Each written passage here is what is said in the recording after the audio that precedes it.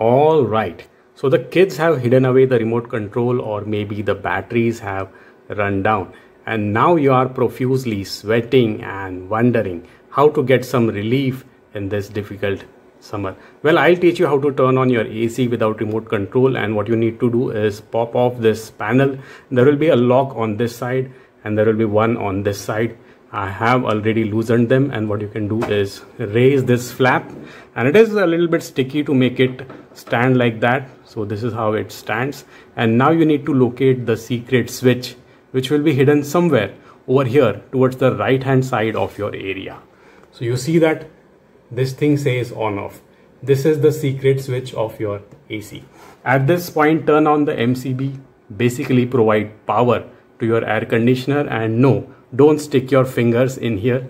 Use something else like this, a pen which is non-conductive. And what you need to do is locate this switch and gently press it once, like that. And now the AC is on. You can close this flap, and by default the AC will turn on at 25 degrees Celsius in cool mode. You can press the same switch again to turn your AC off.